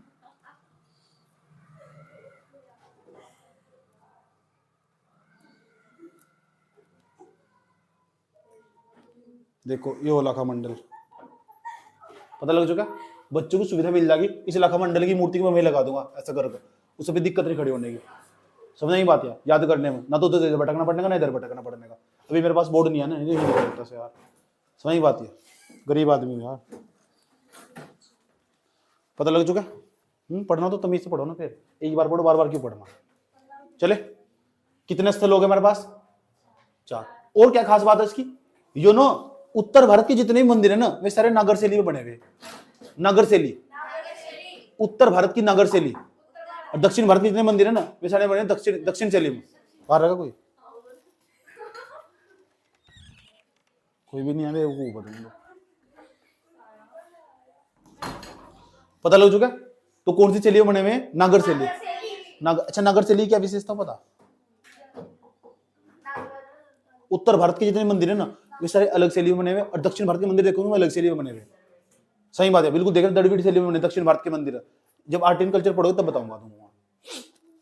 इतनी बात बताओ, समझ में ही नहीं है, कोई प्रॉब्लम यहाँ तक? और क्या खास बात है, क्या सवाल पूछेगा? ये पूछेगा तुमसे मुख्य देवता यहाँ से कौन से? भगवान शिव। भगवान से इस मंदिर के अंदर तुम जल चढ़ाओगे ना तो जल चढ़ाने पर वहां अपनी तस्वीर दिखाई दे। बड़ी दिलचस्प बात है, जल चढ़ाने पर जल के अंदर ना अपना प्रतिबिंब दिखाई दे। इनकी माया खुद की नहीं पता लगा। शिवलिंग में जल चढ़ाओगे ना उस जल के अंदर अपना प्रतिबिंब दिखाई देगा, तुम अपना फेस दिखाई देगा तुम। भगवान की मान्यता भैया, ठीक है, भगवान शिव, ठीक। इसके पीछे का साइंस नहीं बताने का मैं, साइंस है इसके पीछे का, बस मुझे पता। 4 हो गए ना, 5वें नंबर बताओ, 5वें नंबर का हो रहा। 5वें नंबर का बड़ा इंपॉर्टेंट है, 5वें नंबर का सुन लो। 5वें नंबर का इसका नाम विराटगढ़। विराटगढ़, इसका 5वें नंबर का नाम विराटगढ़। लिख देता हूं, विराटगढ़। विराटगढ़, विराटगढ़, ये भी बहुत इंपॉर्टेंट है, देख लो। ये एक चोटी के पास स्थित है, जिस चोटी के पास स्थित है ना उसका नाम है चौरानी चोटी। पेपर में उठाकर पूछेगा चौरानी चोटी कहां पड़े। और ये विराटगढ़ क्यों फेमस है? महाभारत के अंदर एक पुलिंद राजा थे, पुलिंद राजा विराट की राजधानी थे, महाभारत के लिए फेमस है। देहरादून के अंदर ऐसा स्थल आ चुका, नाम विराटगढ़। विराटगढ़ महाभारत के जो राजा थे पुलिंद, उन्होंने अपनी राजधानी बनाया था विराटगढ़ को। अब विराटगढ़ यहाँ देहरादून के अंदर स्थित है। ये तो विराटगढ़ का नाम जब भी कभी उठा के पूछ लो। और क्यों फेमस है? तुमने नाम सुना है अर्जुन के पुत्र अभिमन्यु का? अभिमन्यु, और एक और हमारे पास, एक तो अभिमन्यु होगा, एक और बता दूंगा, एक उत्तरा। उत्तरा एक लड़की का नाम था, मेरे दिमाग से नहीं आ रहा कौन थी उत्तरा। विराट की ही पुत्री थी, विराट की पुत्री थी। और उन दोनों का विवाह इसी स्थान पर होता, विराटगढ़ भाई। सही में उनके फेरे इसी स्थान पर हुए थे, विराटगढ़ पर। ये भी दिखाऊंगा, ठीक। देख लो क्या जा रहा है, 1 मिनट लगे, जब पढ़ना है तो तुम इससे पढ़ो। हो गया तक? विराटगढ़ होगा। सुन लो, बात ना करो। पता लग चुका क्यों फेमस है? महाभारत के लिए फेमस है। किसका विवाह था? विराट की पुत्री थी उत्तरा, अर्जुन का पुत्र था अभिमन्यु। उन दोनों के फेरे यही हुए। सही बात है। फिर तो पार्टी भी रिसेप्शन में ही हुआ ना। अच्छा, रिसेप्शन में होता है उस टाइम पर है, लड़की करता है। अच्छा, तो फेरे हुए थे यहाँ से। दावत तो चली होगी, खाना वाना यार। उसके बाद कितने हो गए? 5 हो गए ना। 6ठे नंबर पे हनोल। हनोल जोनसार बाबर के जो क्षेत्र है, जोनसार बाबर का क्षेत्र पूरा देहरादून वाला है, चक्राता वाला इलाका पूरा हनोल वाला। यहाँ ना इनका एक फेमस है, जोनसार बाबर के लोगों का जो फेमस देवता उसका नाम महसू देवता। बहुत मानना है यहाँ के लोगों ने, बहुत, ठीक। कहते हैं हम जो भी मांगते हैं तो मन्नत पूरी हो जाती है। तुम भी मांग लो जाकर, मजाक नहीं कर रहा। हुण राजवंशों ने इसका निर्माण करवाया था, इस मंदिर का, महसू देवता का। जो हनोल है ना देहरादून का सबसे उत्तरी कस्बा है, सबसे उत्तरी कस्बा। याद रहेगी बात, शहर नहीं है, शहर तो छोटा ही हो, टाउन से भी बहुत छोटा ही हो, उसे कस्बा बोल रहे, जहाँ 3-4 गांव एक साथ एक जगह का मिल जाता है, जनोई होगा हमारे यहाँ, ठीक है, इसे बोल रहे ऐसे, इस टाइप का पूरा का पूरा। तो महसू देवता लोगों को बहुत माना। सवाल पूछेगा तुमसे, बताओ जो हनोल है ना, हनोल या महसू देवता पूछ लेगा, या हनोल पूछेगा कौन सी नदी के किनारे? महसू देवता बहुत फेमस हो चुका ना, क्योंकि महसू देवता को ना मास्टर प्लान के अंतर्गत भी शामिल कर लिया। मास्टर प्लान के अंदर इसे भी टूरिज्म स्पॉट के रूप में डेवलप करने की कोशिश कर रहे हैं, ठीक। तो टोंस नदी के किनारे, टोंस नदी जा रही, देखो जा रही नहीं है, टोंस नदी के किनारे हनोल। याद रहिए, देहरादून का सबसे उत्तरी कस्बा। दक्षिणी कस्बा पूछे तो मोतीचूर कॉरिडोर, मोतीचूर, याद रहिए बात, कोई प्रॉब्लम है अंदर? मोतीचूर कॉरिडोर हरिद्वार पड़ेगा शायद, हरिद्वार पड़ा, देहरादून में पड़ेगा, देहरादून में पड़ेगा। छोड़ दो, कोई बात नहीं, इग्नोर करो। 5-6 समझ में आ गए? 6 हो गए ना। 10 पढ़ने मुझे, 10 के 10 इंपॉर्टेंट है। 10 के 10 सवाल पूछा हुआ पेपर में। उसके बाद 7वें नंबर पर जाओ, 7वें नंबर पर जाओ, ये 7। इसका नाम है Ramtal garden. Ramtal garden picnic spot, एक कानासार कुछ दूरी पे पड़े से 3 स्थल हैं, एक देवबन, 3 है, और तीनों के तीनों पिकनिक स्पॉट है। हाँ, पिकनिक स्पॉट कुछ नहीं है, कुछ है ही नहीं यहाँ से। एक आधी दुकान मिलेगी, बस पहाड़ी पूड़ी एरिया पूरा का पूरा, इस एरिया में चाय वाय पानी पी पी कर अपने घर सीधा। सही बात है, टेंट वेंट लगा कर वहीं गिटार बजा रहे बैठ कर, 2-4 लकड़ी जला ली सर्दियों में, यही और कुछ नहीं है। क्या नाम? समताल गार्डन पिकनिक स्पॉट, काना सर, देववन, तीनों का नाम बताओ क्या है? समताल गार्डन पिकनिक स्पॉट, काना सर, देववन, तीनों क्या है? Picnic spot. चक्रासा से कुछ दूरी पे पड़ा है, याद है ये बात? चक्राता वाले रास्ते थे, तुम इस क्षेत्र पर जा सको, याद रहेगी बात? ठीक, कितने होंगे? 7 हो गए ना, 8वें नंबर पे चलते हैं, ढूंढ 8वें। पर्वतों की नारी मंसूरी, सही बात है। ऊपर लिख रहा है ना बसों को भी, पहाड़ों की रानी मंसूरी, जो मंसूरी की तरफ जाओ, पहाड़ों की रानी मंसूरी, ठीक है। इसे नाम सही नाम है मसूरी, मैं बोलता हूँ मंसूरी। मेरी फ्रेंड बार बार कहती थी वो मंसूरी नहीं होता, मसूरी होता है। अच्छा, क्या होगा? चलो, उसके बाद सबसे बड़ी खास बात क्या है इसकी मसूरी की? 2005 मीटर की ऊंचाई पे स्थित है, कभी नहीं पूछने का पेपर में। 65 किलोमीटर स्क्वायर एरिया में फैला हुआ, कभी नहीं पूछने का। ये एक हिल स्टेशन है, ये पूछा जा सकता पेपर में। सही बात, हिल स्टेशन का बहुत पुराना हिल स्टेशन है। हिल स्टेशन कैसे नहीं है कि हिल रहा स्टेशन वाला, ऐसा स्टेशन नहीं है। हिल स्टेशन का मतलब पहाड़ी एरिया अंग्रेजों ने बसाया था किसी जमाने में जाकर। जो राजा सुदर्शन शाह थे ना, उन्होंने तो 80 साल के लिए कितने साल के लिए? 80 साल के लिए अंग्रेजों से यहाँ ईस्ट इंडिया कंपनी के कैप्टन थे। कैप्टन का नाम था आयरिश अफसर कैप्टन यंग, आयरिश अफसर कैप्टन यंग। उन्होंने मंसूरी की खोज करी थी 1825 ईस्वी में। और उन्होंने पता क्या करा था? ईस्ट इंडिया कंपनी के कैप्टनों ने या अधिकारियों ने, जो राजा सुदर्शन शाह थे, क्योंकि पूरा क्षेत्र ना, ये पूरा क्षेत्र राजा सुदर्शन शाह के अंडर में हुआ था, तो उन्होंने क्या करा था? किराए पर ले लिया था, लीज पर ले लिया था, पट्टे पर ले लिया था। 80 साल के लिए हम दे दो, हम जो चाह वो करेंगे यहाँ से इस क्षेत्र में। और 80 साल के लिए सुदर्शन शाह को उन्होंने पैसे दे दिए थे कुछ। सुदर्शन शाह ने कहा ठीक है कोई बात नहीं, ये तुम मुझे पैसे दे दो, 80 साल तक मैं तुम्हें छेड़ने का नहीं इस पूरे एरिया में।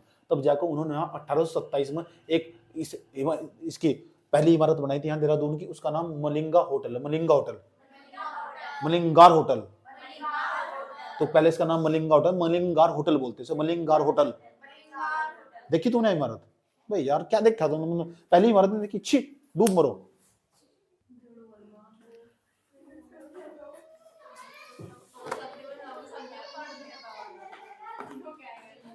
बात तो करो, हो गया तक मलिंगार होटल देखी। नेक्स्ट 1959 में दलाई लामा आए थे। यस, 1959। कार देखी होगी तुमने, बुद्धा टेम्पल में जो खड़ी हुई। यह गंगोत्री यमुनोत्री मंदिरों का प्रवेश द्वार भी है। इसे ना मसूरी को हम पता क्या बोलते हैं? इस मसूरी को ना सुन लो, इस मसूरी को हम गंगोत्री और यमुनोत्री का प्रवेश द्वार ही बोलते हैं। यहीं से रास्ता होकर जाएगा गंगोत्री यमुनोत्री ऊपर जाना हो तो तुम। सही बात है, उत्तरकाशी में तो पढ़ेंगे गंगोत्री यमुनोत्री, तो वहां जाने के लिए उसी का प्रवेश द्वार ही बोलते हैं। पेपर में कभी पूछ सके गंगोत्री यमुनोत्री का प्रवेश द्वार किसे बोलते हैं? 4 धाम होना हमारे, एक तो गंगोत्री होगा, एक यमुनोत्री होगा, अब 4 रुक जोड़े जा रहा है ना। ठीक, एक दिन में घूम कर जाओगे तुम इनमें, ऐसे प्रोजेक्ट तैयार करी सरकार। अब यहाँ मंसूरी के कुछ फेमस वो स्थल, इसके बारे में तुम्हें पढ़ना, नई परीक्षा में खोल लगे तुम्हें इसके बारे में छोटा छोटा करके पढ़ लेना। लेकिन मैं यहाँ घूमा हुआ, इसलिए मैं इसके बारे में तुम्हें थोड़ा थोड़ा वर्णन कर दूंगा, क्योंकि मेरा मसूरी मेरा फेवरेट स्थल है घूमने का। इतनी शांति मसूरी, बहुत शांति। जाओगे तुम बड़े प्यार के साथ, ऊपर जाकर कोई होटल रूम ले लो और बड़े प्यार के साथ बैठो और चुपचाप खिड़की के साथ पास बैठकर शांति से एक कॉफी मंगाओ, चाय मंगाओ, आराम से बैठकर कविताएं लिखो। इससे बड़े कुछ नहीं है जिंदगी में। कैंपटी फॉल में गया हूँ, कैंपटी फॉल पढ़े हैं, नई परीक्षा वाणी खोलना, उसके बारे में जाकर पढ़ना। फॉल पूरा का पूरा। उसके बाद मैसी फॉल, यहाँ भी मैंने देखा हुआ। चक्राता फॉल भी उसमें पढ़ा, एक भट्टा फॉल, जितने फॉल, टाइगर फॉल वहां देहरादून में पड़ा, साइड में ऊपर पड़ा टाइगर फॉल, यहाँ टाइगर फॉल पड़ा। सही बात है। उसके बाद सुरकुंडा देवी, कैमल बैंक, तोप टिब्बा को हम गगन हिल बोल रहे, गन हिल। देहरादून की सबसे ऊंची चोटी कौन थी? लाल टिब्बा। दूसरी सबसे ऊंची चोटी हमारे पास या गन हिल है, इसका नाम तोप टिब्बा, ये मसूरी में पड़ा। उसके बाद नाग टिब्बा, मसूरी झील, सुरकुंडा देवी। नई वाली परीक्षा में उठाना और 1-2 लाइन के सबके बारे में पढ़ लेना और लिख भी लेना। समझ में आई बात? क्या लेकिन मैंने जितना पढ़ाया तुम्हें इतना तुम्हारा काम कर जाएगा, इतना ही बहुत है। कई बार पूछा, कौन सा पेपर? कैमल बैंक पूछा हुआ था एक बार पेपर में। कैमल बैंक यही पढ़ा मसूरी के अंदर ही। पढ़ना तुम, देखना, सर्च करके देखना एक बार, 1 मिनट के लिए सर्च करने में कुछ नहीं जाता इनके बारे में। उसके बाद हम चलते हैं ऋषिकेश में। 8 हो गए हमारे पास ही, इसके बारे में इतना ही पढ़ना। 8वें के बाद 9वें नंबर पर चले जाओ, ये हमारा ऋषिकेश है, ये रहा हमारे पास ऋषिकेश। ऋषिकेश का कुछ हिस्सा तो टिहरी में चला जा, कुछ देहरादून में चला जा, कुछ कुछ पौड़ी में भी आ जा, सही बात है। और जो ऋषिकेश है ये टिहरी लोकसभा सीट के अंदर भी आता, देहरादून जो टिहरी लोकसभा सीट के अंतर्गत, टिहरी लोकसभा सीट के अंतर्गत, याद रखना बात है। कुछ कुछ हिस्सा इसका देहरादून में भी चला जा, कुछ लोग यहाँ के इधर वोट डालने जाओ, कुछ इधर वोट डालने जाओ, तो इस पूरे एरिया पर स्पोर्ट हो जाओ बीच में। ऊपर टिहरी चला गया, इधर पौड़ी होगा हमारे पास, इधर देहरादून होगा, सही बात है। कुछ हिस्सा तो हरिद्वार में भी आ जा इसका, एम्स देख लो कहाँ सी, सही बात है, बस यही वाली बात है। अब सवाल है तुमसे पूछेगा, बताओ यार चंद्रभागा नदी, चंद्रभागा, और यह कौन सी यारी, गंगा। चंद्रभागा और गंगा जहां दोनों का संगम हो रहा है ना, वहां बसा हुआ आपका ऋषिकेश। क्या बसा हुआ, ऋषिकेश। पहला सवाल पूछेगा जो ऋषिकेश, ऋषिकेश इसका पुराना नाम पता क्या था तुम्हें? कुब्राकंज, कन्याकुब्ज, कन्याकुब्ज बताऊंगा इसका, अभी इसके बारे में एक करके बात करते हैं। अच्छा ऋषिकेश फेमस क्यों है? ऋषिकेश एक ऐसा स्थान है, ध्यान की भूमि कहा जाए सर। अगर मेडिटेशन करना हो ना तो इस स्थान से बढ़िया कोई स्थान नहीं है, ध्यान की राजधानी भी कहा जाए सर। कैलाश खेर सिंगर इस स्थान तो उठ गया, क्या कभी अंबर से सूर्य बिछड़ता है, क्या कभी बिन बाती दीपक जलता है। चले चले चलो। हाँ ये ऋषिकेश वही है, ऋषि मुनियों की नगरी बोलते हैं सर। इस स्थान में बैठ कर मेडिटेशन करने को मिलेगा तुम्हें, आराम से जाकर, बहुत संग यहाँ जी, आराम से जाकर बैठ जाओ। बड़े बड़े ऋषि मुनि, बहुत सारे अंग्रेज भी यहाँ ध्यान लगा कर चले गए, मेडिटेशन नगरी बोल रहे सर। अभी ऋषिकेश के अंदर जाओ, आराम से बैठकर यहाँ ध्यान लगाओ, बहुत अच्छी जगह ऋषिकेश। नेहा कक्कर भी यहीं की रहने वाली थी वो, सही बात है। चलो गंगा चंद्रभागा नदी के संगम पर स्थित ऋषिकेश। दूसरा ऋषि मुनियों की तपस्थली है, ऋषि मुनियों की तपस्थली कहते हैं, योग राजधानी भी कहते हैं सर, योग की राजधानी से बोलते हैं ऋषिकेश को। धार्मिक ग्रंथों के अनुसार रेभ्य मुनि ने इंद्रियों को जीतकर ईश्वर को प्राप्त करा था यहाँ से।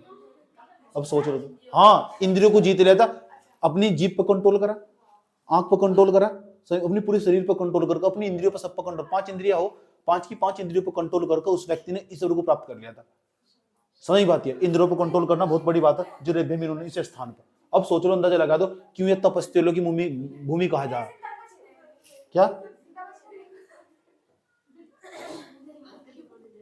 केदार पुराण, एक किताब है केदार पुराण।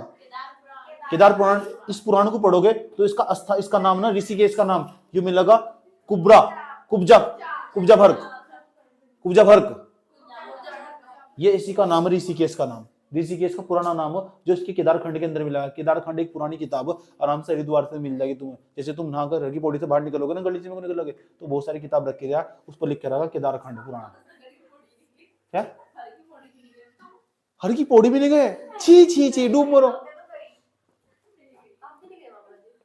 कश्मीर के राजा थे ललितादित्य, इन्होंने यहाँ अनेक मंदिर बनवाए ऋषिकेश के अंदर। इस ऋषिकेश के अंदर इन्होंने बहुत मंदिर बनवाए। क्या नाम था इनका? ललितादित्य, कश्मीर के राजा ने। तपोवन ने टिहरी में पड़ा। मैंने बताना इसका ऋषिकेश का कुछ हिस्सा टिहरी में चला जा, कुछ पौड़ी में चला जा, कुछ देहरादून में चला जा, कुछ हरिद्वार में भी आ जा इसका हिस्सा। तो यहाँ तपोवन टिहरी में पड़ा, वो भी यहाँ इन्होंने बनवाया था। लक्ष्मण झूला वो तो बहुत फेमस है, तो ये बात देखा किसने? लक्ष्मण झूला। कौन कौन का लक्ष्मण झूले? बात खड़ा करो।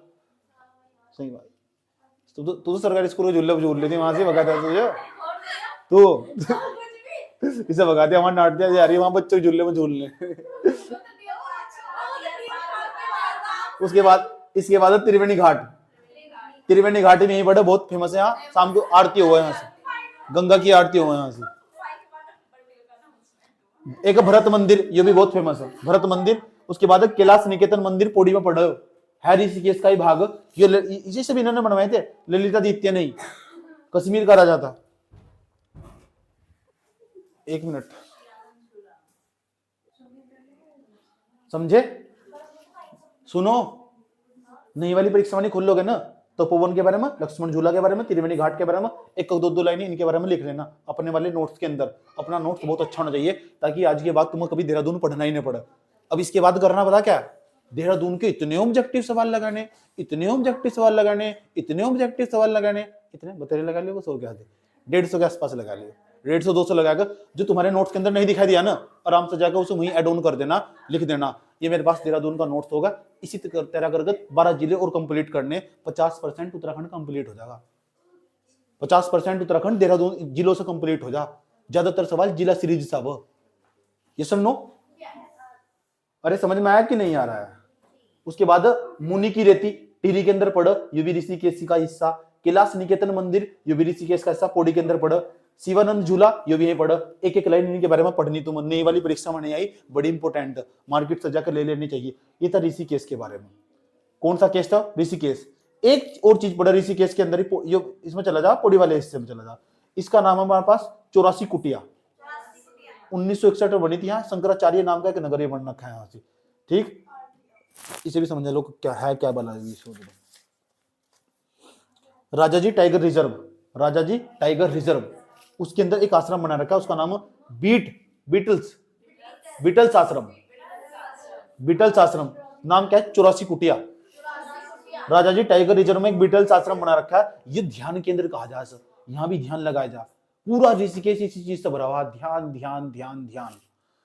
उसके बाद यहाँ ना सितंबर 2023 में हेरिटेज टूरिज्म डेस्टिनेशन इस क्षेत्र को बनाने की कोशिश करी जा रही है। हमारे पास 84 कुटिया को हेरिटेज का मतलब क्या? बहुत प्रसिद्ध चीज होगी, टूरिज्म, बाहर के लोग आएंगे, प्रसिद्ध चीज। उसके बाद डेस्टिनेशन, आओ ठहरो इस क्षेत्र पे आ गए यार, इस क्षेत्र पे आकर रहो, इस पर 84 कुटिया वाले स्थान पर। पौड़ी के अंदर पढ़, कहाँ पढ़? याद रहिए, जो ऋषिकेश का पौड़ी वाला भाग, मैंने कहा ना ऋषिकेश का कुछ हिस्सा पौड़ी में चला जा, कुछ देहरादून में, कुछ हरिद्वार में चला जा, कुछ टिहरी में चला जा। तो जो ऋषिकेश का पौड़ी वाला भाग है ना, उसके अंतर्गत 84 कुटिया पढ़ 1961 में बनाया गया था। यहाँ शंकराचार्य नगर भी बना रखा पूरा का पूरा। एक राजाजी टाइगर रिजर्व के अंदर एक बीटल्स आश्रम पढ़। बीटल्स आश्रम तुमसे पूछा कहाँ से? बीटल्स आश्रम। आजकल इस क्षेत्र को ना, बीटल्स आश्रम वाले क्षेत्र को सितंबर 2023 के अंदर इस हेरिटेज डेस्टिनेशन बनाया गया। हेरिटेज डेस्टिनेशन का मतलब पुराना जो क्षेत्र, प्रसिद्ध क्षेत्र बनाया जाता है पूरे क्षेत्र को, ताकि लोग और यहाँ आ सके, सरकार और पैसा कमा सके। ये सर नो, ऐसा करके आज हमारा देहरादून जिला खत्म हुआ। अब अभी खत्म नहीं हुआ, ये खत्म तब होगा जब तुम इसके 100, 150, 200 क्वेश्चन लगा लोगे यूट्यूब से जाकर। और अपने नोट्स के अंदर ना देखो, एक तो मेरा पिछले वाले पेज का नोट्स होगा, एक नोट्स ये होगा, और एक पेज और खाली लेकर उसके बाद यूट्यूब पर जाकर धड़ाधड़ क्वेश्चन, दौड़ दौड़ दौड़ दौड़ दौड़ दौड़ इतने क्वेश्चन लगाकर, जो क्वेश्चन नहीं है उसके अंदर एड ऑन करके 150-200 पूरा का पूरा। ऐसा करके तुम्हारा जिला कंप्लीट हुआ, तुम सबसे आगे निकल जाओगे। बताओ बात समझ में आई नहीं आई? कितने सोने तरीके से मैंने तुम्हें समझाया आज।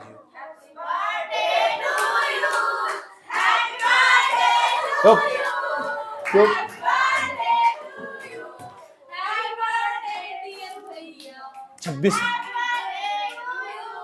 26 साल का होगा यार।